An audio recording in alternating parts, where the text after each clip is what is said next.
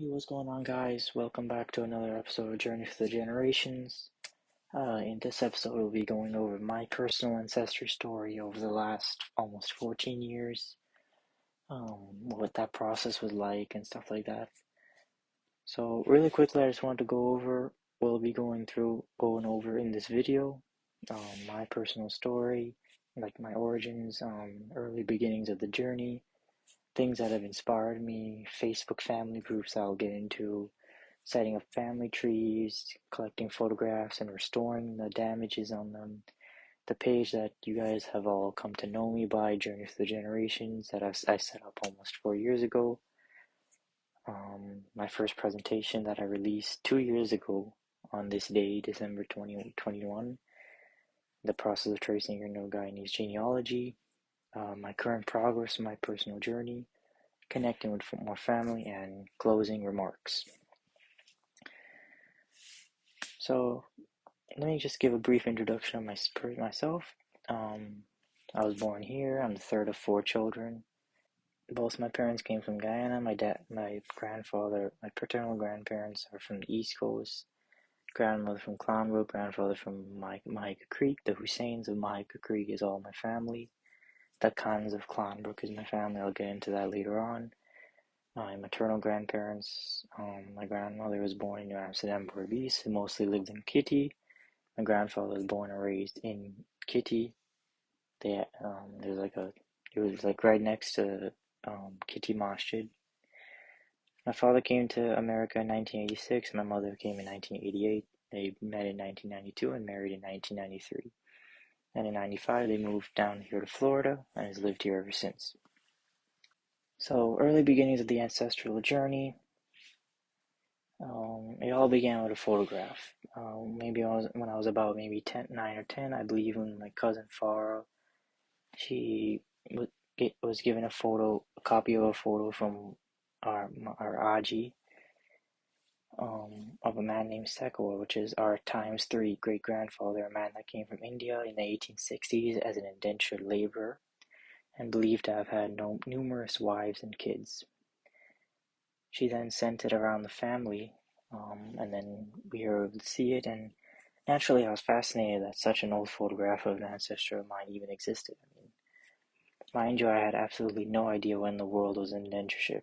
I was just amazed at that age, around 9 or 10, that such an old photo of an individual that's partially responsible for my existence is still intact. In late February 2012, one of my grandmother's brother-in-laws, he passed away, a man I somewhat knew growing up, and as he and my grandmother's sister lived about an hour away from us. For whatever reason, I decided to record the date of his death, and over the course of the next few months, I started recording names and drawing up family trees. I had a quote-unquote brilliant idea to stack a bunch of blank sheets of paper, glue it together, and call it the Book of Knowledge. I guess the idea was inspired by a children's show that I used to watch on the Discovery Channel called Time Warp Trio, where the main character Joe, he receives a book from his uncle on his birthday that has information on basically anything and everything. And my favorite part of that book on that show was that there's a family tree dating back several generations, and in one of the episodes we learned that one of his ancestors was actually a Maharaj. Watching the show was one of the things that encouraged me to start writing down my family tree on paper. I first started with recording all the names of my siblings, parents, cousins, aunts, uncles, grandparents, and I moved to my mom's cousins, my dad's cousins, and so on. In October 2012, I decided to redo it, but this time by printing it. And I don't know what went through my head to do this, dude, because this was a lot of paper. It was a gigantic waste of paper, ink. But in essence, it was essentially something like an encyclopedia. It included things about my religion, Islam, my favorite sports, cricket, basketball, and I kept the dates of people's death in the back of the book. At this stage, the way I used to draw the family chart, they didn't used to allow me to add date of birth, place of birth, and so on. So I just focused mainly on collecting as much names as possible. I did include a few photos, however, of my parents, myself, my mom, her family, I think my dad and his family, if I'm not mistaken. So when it came to recording information, in the book that I mentioned, first I had the one that I glued together, and then I had the one that I printed.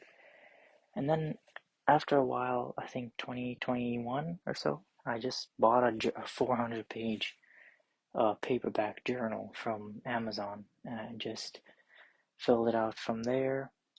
And then I bought another journal, which I dedicated specifically to writing down key information, birth information, place of birth, and little notes about my ancestors specifically, like without any extended relatives, just their parents' name, siblings' name, date of birth, place of birth, and stuff like that. And for those who came from India, their immigration number, stuff like that.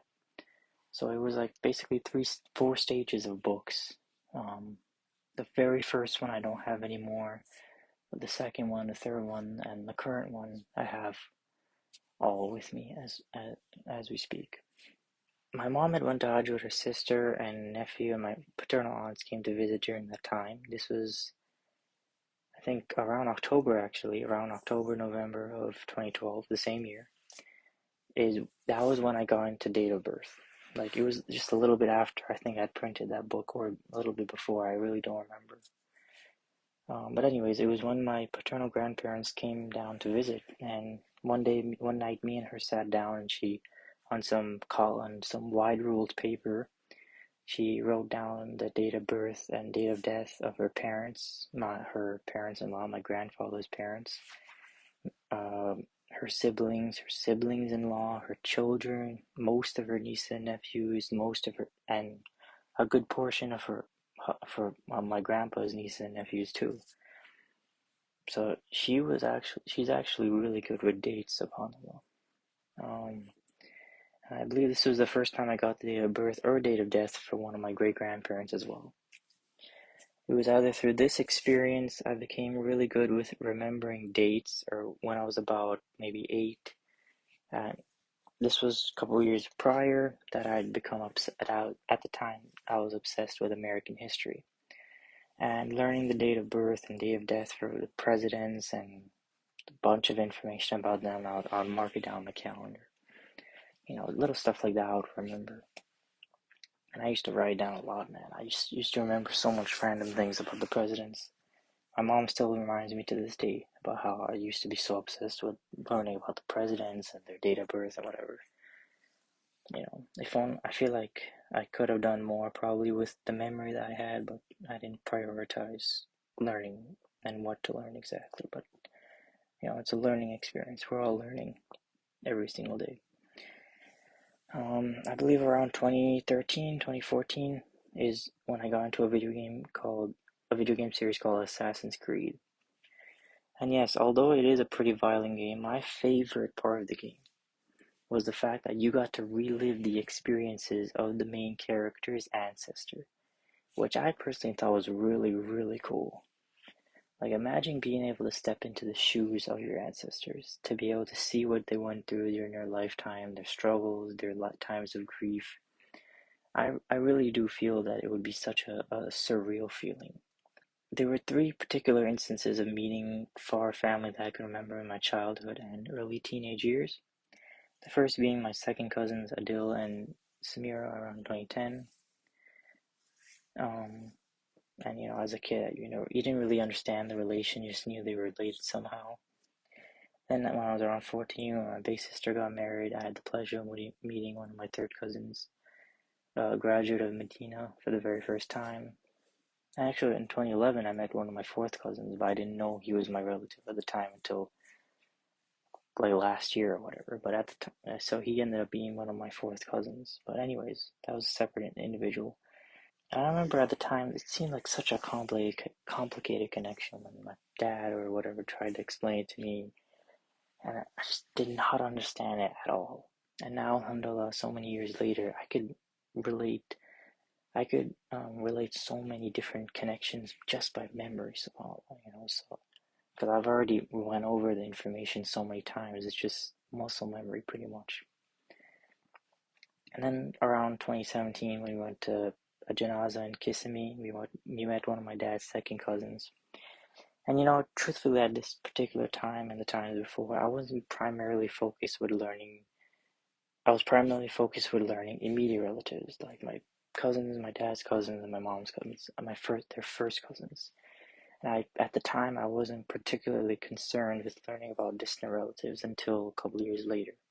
But in 2016, which I don't know, it all depends, actually. It's actually a year before the janaza that I mentioned in Kissing Me, but I don't really remember too much about that particular instance. But anyways, in 2016, that whole mindset, I would say, really changed in a way for the most part. Because one of my mother's sisters, she was visiting back, I believe late February 2016. She mentioned a Facebook group that she was a part of that was focused on my nanny's mom's side family.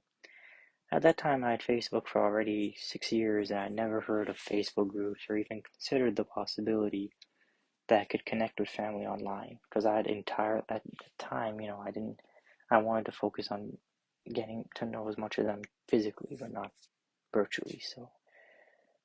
So once I heard of that group, I thought it was a really cool concept that I wanted to learn more about. So I went on my aunt's phone and I added myself to that group and added my side of the family, my mom, my sisters, and so on.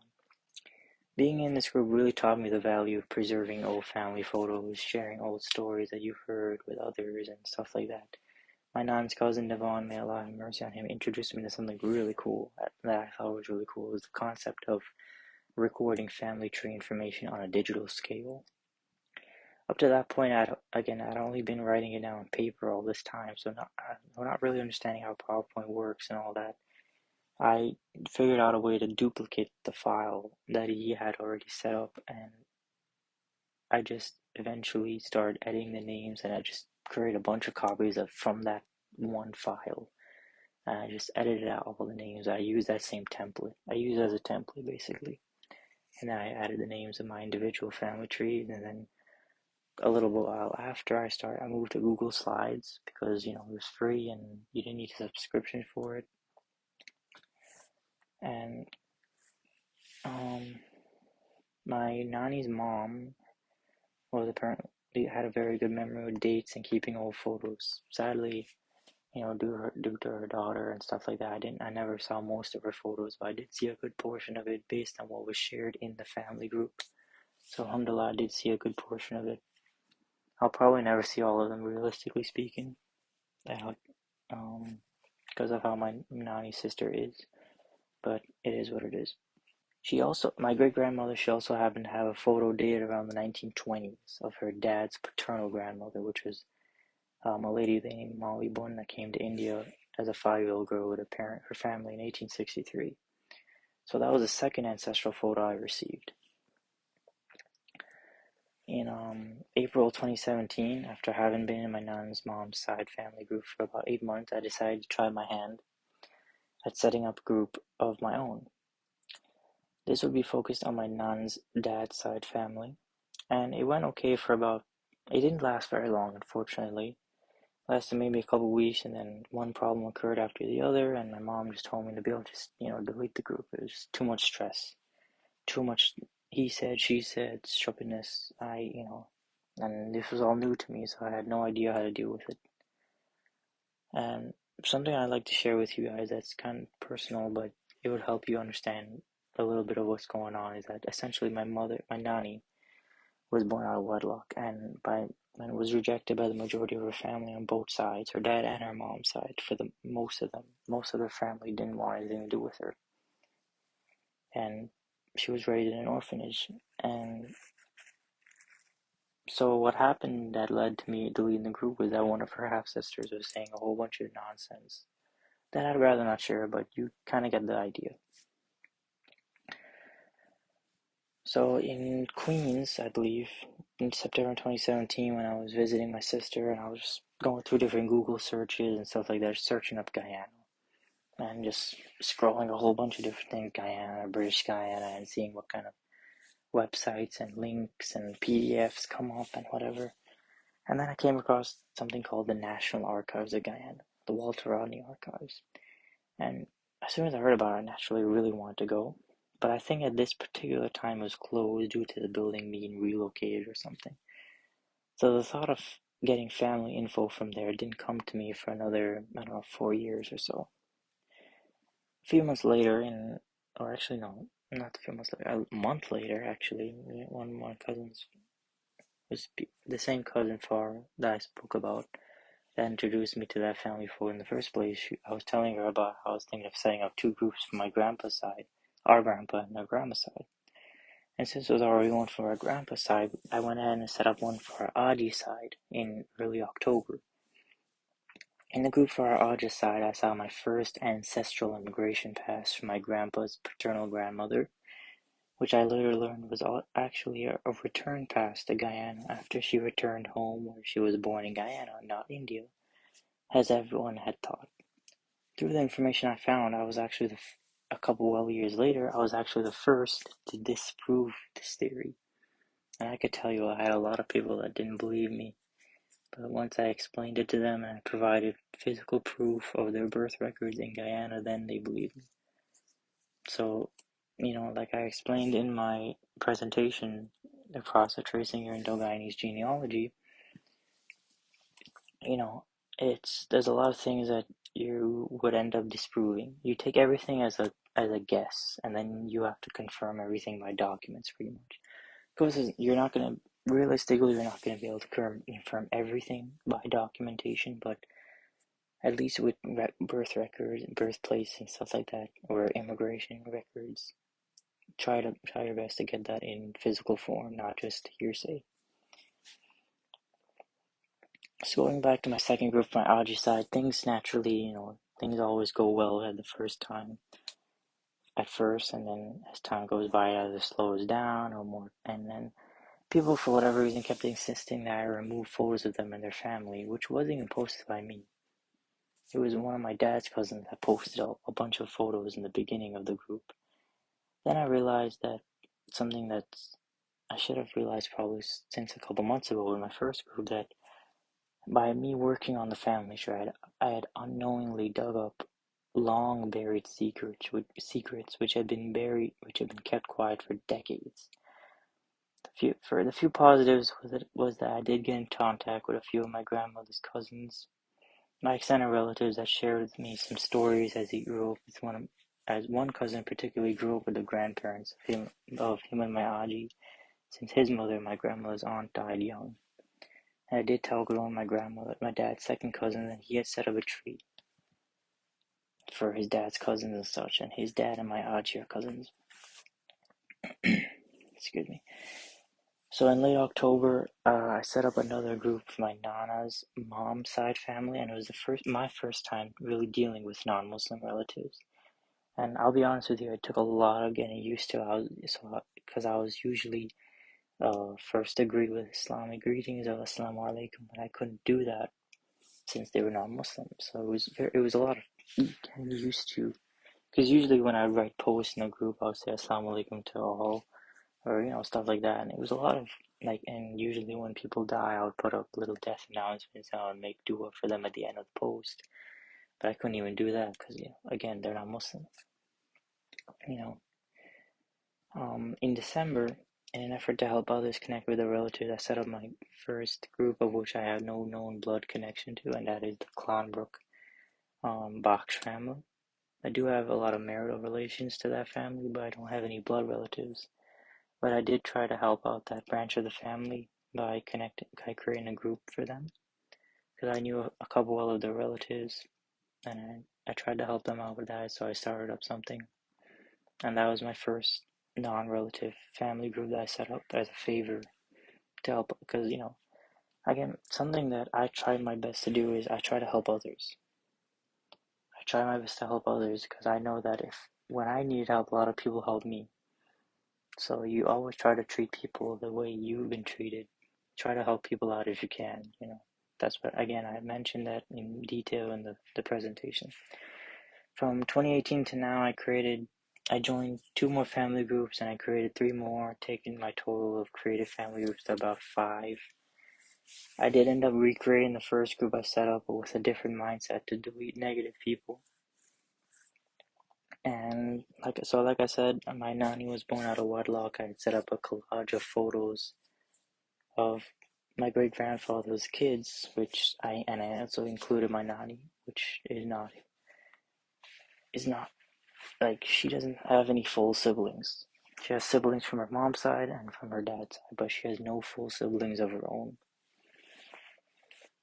And so when I set up that photo with my great grandfather with his kids, with my nanny included, this sent her a couple of her siblings into an uproar. Especially the one sister, the half sister that said all those horrible things 6 years ago. This was 2023. This was this year, by the way, saying things that she'll slap me. One of the brothers said I've shamed the family, while another said he'll kill me. So when I say that I've been through so much difficulty, I'm most definitely not joking. These past 11 years have taught me so much about people that you would not believe, man. I never could have imagined that there are such horrible people out there in the world. So as you guys probably know that with the older generation, they're not really familiar with texting.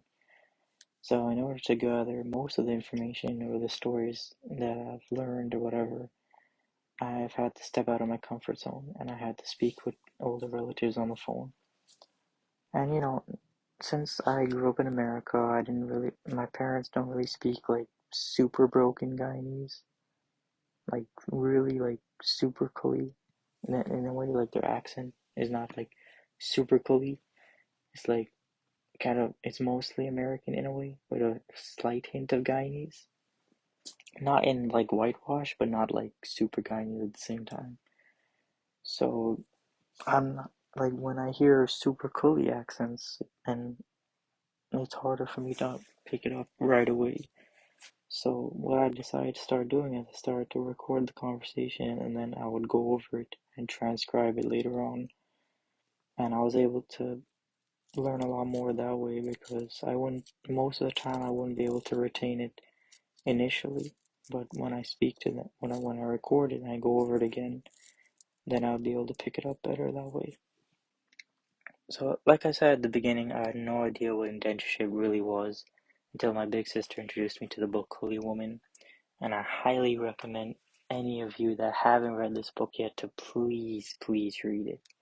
It is an amazing book. It really opens your eyes to indentureship and the struggles that these people went through to make the journey from across the Kalapani all the way from India to the British Guyana. It is something that it is a must read book. It is worth every penny to read that book, man. You could find it on Amazon, 20 something bucks. Definitely worth it, man. Definitely purchase it, read it, please. It's a good book. In my humble opinion, ancestry DNA is used primarily for finding where your family comes.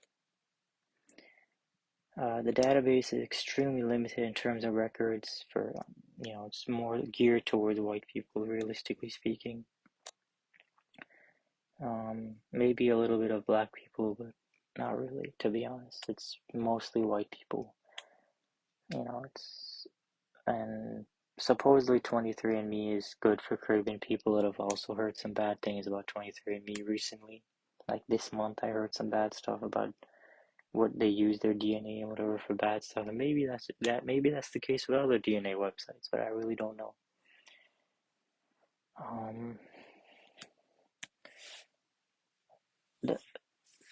I go in more depth with DNA and stuff like that in the presentation, and I'll post a link to this video in the bio of this video. So I'll definitely say that there were several things that encouraged me to keep digging into my family side. Again, like the book that I mentioned, the ancestor photo that I mentioned, that I spoke about, the show that I mentioned, Time of Trio, that's the bottom right photo, Assassin's Creed, like stepping into your ancestors' shoes and playing through experiencing their memories. That was really cool for me. The family tree of the prophets in Islam. I don't know if for those of you who are Muslim who are watching this presentation, you may have encountered this before. Some of you may have have it hung up on the wall of your house. Essentially, it's a tree that laid it out from, in brief, the family tree from Prophet Adam to the last prophet Muhammad, peace be upon him. And that's something that encouraged me to go as far back as possible in my lineage. And again, the book Holy Woman, it was introduced to me by my big sister. May Allah bless her for introducing me to that book. And I recommend all of you guys to read that book. When I was a bit younger, I used to watch the show on PBS called Finding Your Roots, where there's a guest that comes on the show and the team traces the person's roots by combing through records and through ancestry DNA, which is something I thought was really cool. And then at the end, they would give you a huge poster tracing back like 10, 15 generations, all depending on the individual. And like sometimes they would go back to like the 1500s, man. It's crazy. Like obviously with Caribbean people, it would be extremely difficult, practically impossible to get that far back because our people were impoverished and they didn't really have as much opportunity, or they simply did not have the wealth to be able and abilities to be able to record their information as well as the British did, because they were too busy trying to put food on the table, which was obviously a priority over preserving records. So around August 2021, I learned that the National Archives can be called. So by using something called Boss Revolution, I called them. And by bothering them, emailing them, I got a contact that works for the records. At that point, I had already gained quite a bit of information beforehand from my groups and other family trees. I had already gotten maybe 5 or 6 of my great-grandparents' date of birth, place of birth, and parents' names. So the lady started with my Aji side, her father, and his siblings. Birth registers, and for whatever reason did not contain the father's birth register number and year. So that took a long process to finally get some information on him. In the presentation, I mentioned that there was no birth records between 1880 and 1886, and she was born in 1885, so I had to get a contact at the birth register office, which was the GRO. And alhamdulillah, it worked for a little bit until that employee, I think, retired. So I don't have a contact with them anymore. So yeah, that lady at the archive, she's been helping me for more than 2 years. They don't really take you seriously unless you give them a small piece, unfortunately. And a small piece, all depending on how much information you want traced. I've given her a lot of information to look for over the years, so I've paid her a decent amount. Because unfortunately, I wasn't able to go physically to Guyana. Inshallah, one day, but not for now. But again, something I want to make clear here before I go further is that without the help of Allah and the help of all those individuals that contributed to the family tree, I would not have gotten as far as I did. And may Allah bless each and every single one of those individuals and bless them with Jannah for those for helping me out along the way. So over the years, I did chat with many individuals trying to see if there's been a connection with them. And of course, there's been a couple of people I've come across that aren't related by blood, but by marriage and so on. I've tried to help others with setting up their family tree and things like that. And I like keeping my information both digital and by notebook. The good thing is with digital is that when you meet a relative and you're trying to explain the connection to them or adding in some information that you've learned, having a digital really helps. Again, I usually keep it on Google Slides because that's just what I've gotten used to over the years. But it's really your preference. What would you like to do? So my fascination with older photos and family photos actually began when I was around 5 years old. According to my mother, my nan's half sister was looking at wedding photos that one of my mom's cousins had brought when she visited, and so I stood next to her and leaned over to see over the lady's shoulder, trying to get a good look at the photos as well. And my mother recalls that she tried to call me away because the lady was quite annoyed and gave me a look. And this was, I believe, when my great-grandmother's sister had passed away, and it was like her wake or something, I don't know. But anyways, years later, around 17 or 18 years old, I continued to receive more and more not receive, but I ran to see more old photos across the internet, across the family groups I had been a part of. And the significant amounts of damage on the image itself really bothered me. So I began looking into ways to getting these photos restored. I did come across this one girl's page, but for whatever reason, when I reached out to her about how much she would charge, she never responded. So I felt I had no choice but to take matters in my own hands.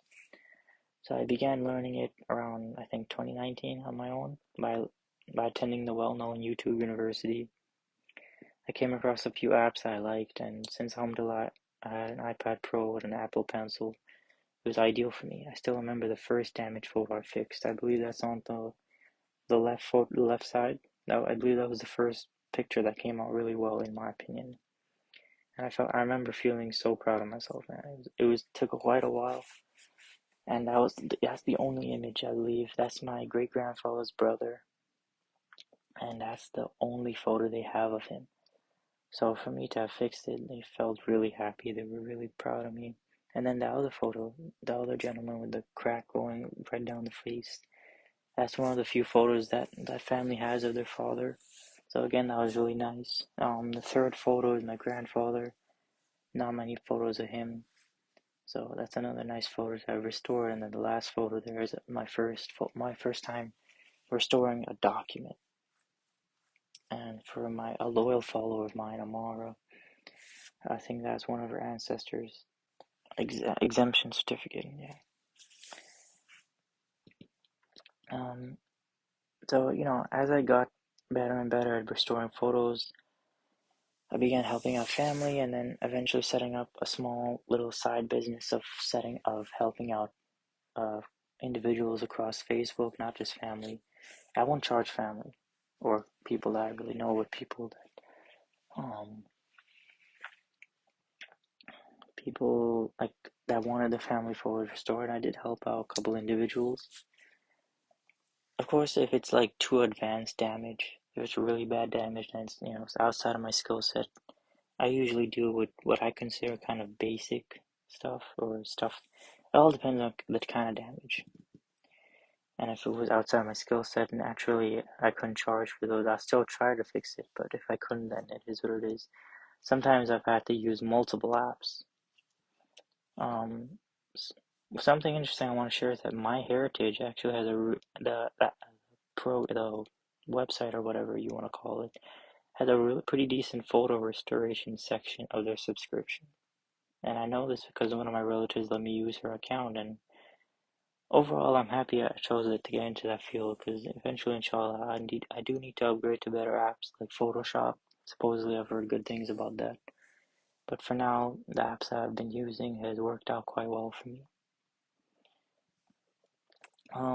In 2021, around the time my grandfather was on his last, is when I began compiling photos of my parents, grandparents, and I put in like a slideshow style video with usually a different sound, like tune or I don't know what it is, but in the background. And I remember after my grandfather's janazah at my grandmother's house, I played the video I made of him, and it was cool. And, it was pretty emotional for everybody, but it was nice to have made something set up with all his photos, so some kind of memory of him.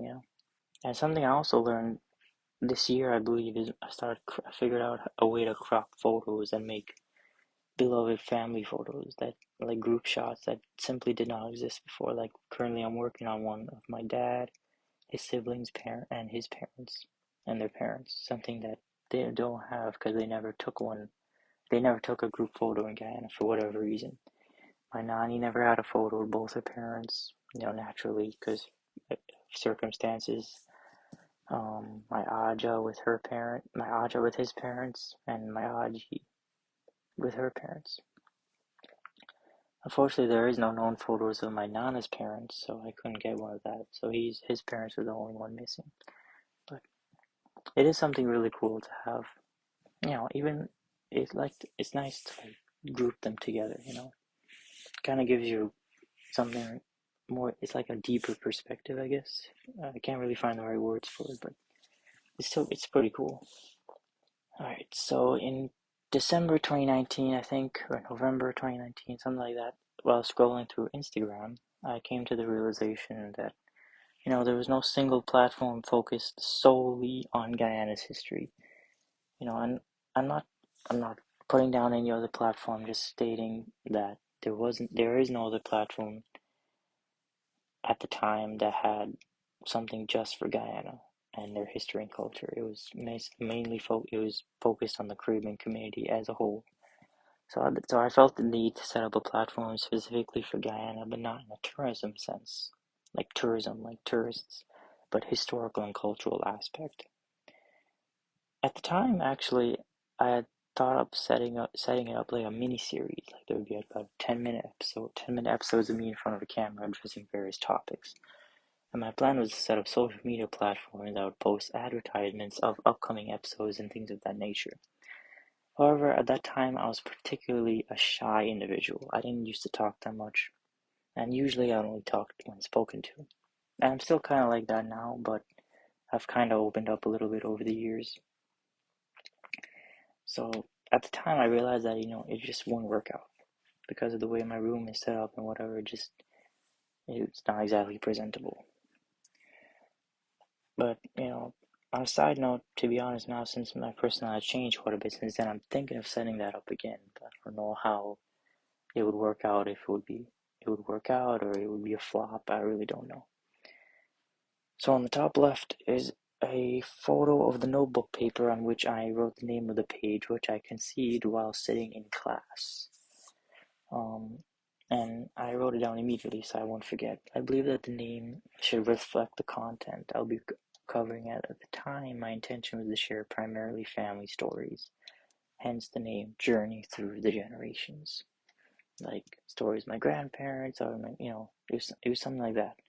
And my idea was I was hoping for people to send in their stories and stuff like that, which I kind of got a little bit of during the years, but I really wish that other people would also send in their family stories to be shared, but we'll see, inshallah.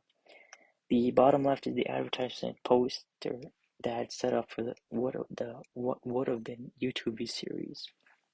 The yellow logo is the one I went with eventually because I had more of a pictorial aspect that that that resembled pages like that inspired me, like Lotus Toronto, Visit Guyana, and the Brown Girl Diaries.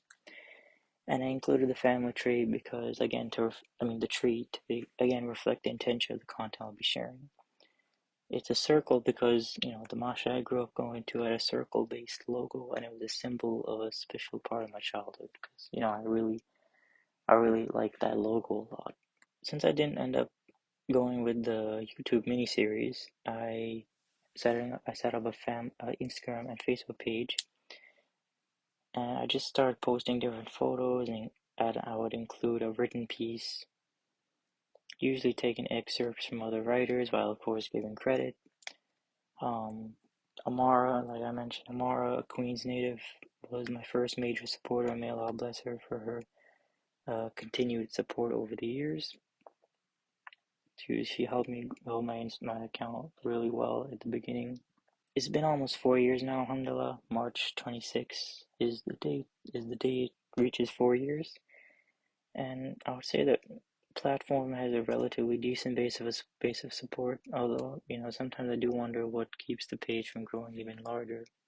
Maybe I don't post as often, I really don't know. I have touched on several topics as mentioned here, as well as a controversial topics such as alcoholism, which unfortunately a lot of people in my generation is even normalized, which I really don't understand. Like, have we learned nothing from the family stories and stuff like that? I never really understood that, but it is what it is. Like, I would definitely say that the family platform, the Facebook platform, is much more successful, and that's honestly to be expected because most of the older generation is on Facebook. I'll be honest, sometimes I do feel like taking a long break from the platform, but I do feel it's a disservice to those who continue to support the platform, and it wouldn't be fair to them. So that's why I try to keep pushing on and try to keep giving out content as much as I can. To read more about how I set up the page in depth, I did post something about it for the first year anniversary on March 26th of 2021. So if you'd like to read more, go ahead and check out that post. Around October 2021 is when I decided to start putting together a singular source of knowledge and tips for those trying to learn about their family history, put together from various sources across the internet, while of course citing credit to each one. I worked on it for about 2 to 3 months and finally got to recording the audio for it while in my nanny's bedroom late December. So far it has about, I think, 1,600 views or 1,700 views, something like that, and I received nothing but positive feedback so far, alhamdulillah. My only intention with the video was to help others to the best of my ability. It's not about personal credibility or whatever, it's just, again, this is something that I hope, I'm trying to help people out and I would have loved if something like this existed at the beginning of my journey, but at least this is something that could help people out when they're starting out, hopefully, you know. It did take a few hours to record all the audio and then edit it and synchronize the audio with the slides and export it, which took forever. Then it took a minute to post to YouTube, and then once I posted, I almost instantly received quite a bit of feedback on it. I'm grateful for all the platforms that reached out to help promote it. I really appreciate all of them for helping me out promote the post, promote the video. And so far it's been pretty well received by the community. In early December, I received my ancestry DNA results after waiting for about 6 weeks, and I can report I'm 100% Indian, which is pretty interesting. Something I expected maybe a little bit percentage of Asian or something like, but it is what it is. But to be honest, surprisingly, something that I realized that even though I've learned so much family names over the years, the problem is that since I still don't really know the names of the people in my generation, like my fourth cousins that are my age and third cousins, I don't know most of them that are my age. So a lot of the names here are names my DNA matches. I didn't really know that, so I did know quite a bit of them, but I didn't know a lot of them. Which is why when I'm trying to see if I'm related to someone, I'm sure for those of you who are watching this and I've asked you this question, I usually ask where their grandparents' names are and where they're from. And although the DNA match, I did recognize some of them because I knew some of them, and then of course I contacted a few that had their trees linked. I did reach out to them because I know the ancestor name, but they haven't reached out to me back. And then a lot of them don't have trees that are linked to their DNA match, which sucks because then it's like you're dead in the water there. There's no point to reaching out to them, in my opinion. And then again, I would not have gotten as far as I did without the help of Allah Azza wa Jal and then my loving mother. She really helped out with sharing family stories, and then her and my Aji, they really helped me get it started. My Aji has an amazing memory when it came to remembering info, not just their date of birth, her stories, and she remembered a lot of them. Her family alone, my Aji's family, is by far the largest of all my other ancestral branches. They came to India they came from India really early on. Both my parents actually really have a lot of first cousins. It's pretty crazy. Like comparing the amount of first cousins they have to the amount of first cousins I have, it's pretty crazy. By speaking with relatives, it's enabled me to hear so many amazing life stories. I've gained a wealth of life tips, and as of tonight, when I'm recording the audio for this presentation, I've alhamdulillah collected, in combination with the General Register Office and National Archives, about 18 ancestral photos. And obviously these are not from the archives or office. This is from personal collections. But from the records I'm speaking of, I'm sorry, from the office and the archives, 23 birth registers, 11 death registers, 17 immigration certificates, about 10 immigration registers, and right now I have about 9 family groups on Facebook that I manage. I think 2 or 3 of which are not blood relatives, but they're groups that I've tried to help people set up to help make it easy for them to connect with their family. Inshallah, one day I do plan to travel to Guyana and visit the birth register office and National Archives and finish up my research in Guyana. And then one day, inshallah, I'd like to start my research in India. So the other thing that I'm also trying to do is set up something called a family book, which I think is really cool. Like in the show finding your roots. It's like little snippets of the records and the photos put into like a big like scrapbook style. I thought that was really cool. That is something, but that's something more for me and my siblings. But I'm talking about like family groups, family books, like with a bunch of different information and photos. The Maktoum family, the Gadraj family has done it with their families, and I'd like to do it for mine, inshallah. One last slide before we go to the closing screen. This is just a little something I put together based on the data I've collected over the years. Perhaps one of you watching is a relative of mine. You never know. But if you are, if any of these names or any of those places you have relatives from, or any surnames sound familiar to you, feel free to connect with me over Instagram. In the bio of this video, in the description, I'll put my Instagram and the Journey Through the Generations Instagram account, the Facebook account in the description below. Throughout all the negativity I had to deal with over the years, I do not regret connecting with any of my family. Naturally, it's not easy to connect with, stay in touch with all of them, because over the years I've connected with dozens, hundreds, maybe 1,000 by now. It's been so long, and so many people I've reached out to, so many relatives I've spoken to. And it never beats me the feeling when people that I've spoken to virtually, when they meet me in person for the first time, they're always like, "Oh, you is that guy who is post on Facebook?" And I always just can't help smiling. It's like a different kind of feeling for me. It's been very challenging at times, mentally, emotionally.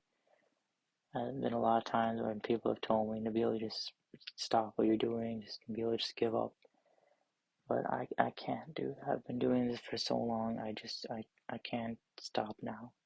I have to see it through. I don't like quitting on things, especially something like genealogy that's so special to me personally. I mean, if you don't know me personally as an individual, as most of you probably don't, I'm very passionate about genealogy. I've been doing this for a long time. Hell, I've been doing this since I was around 9, 10 years old. Who's been doing this at that age? And I've just kept growing every year, little by little by little by little. Alhamdulillah, and I hope to grow even bigger. I don't plan to stop. I don't have any intention of stopping. If you'd like to embark on this journey, I warn you, this journey is most definitely not for the weak-hearted. I've spoken to a few individuals that's actually given up, straight up given up, because they just couldn't deal with it, and I'm not in any way trying to discourage anyone. In fact, I'll be most happy if one of you began working on your family history after watching this video. But again, first I would suggest you watch my presentation, The Process of Tracing Your Indo-Chinese Genealogy, where I go into much more depth in the process itself. If you did like this video, please do subscribe to my channel so you don't miss any new videos. I hope that this video gave you some type of personal insight into this extremely emotionally difficult process. Until next time, take care everyone, and Nabeel out.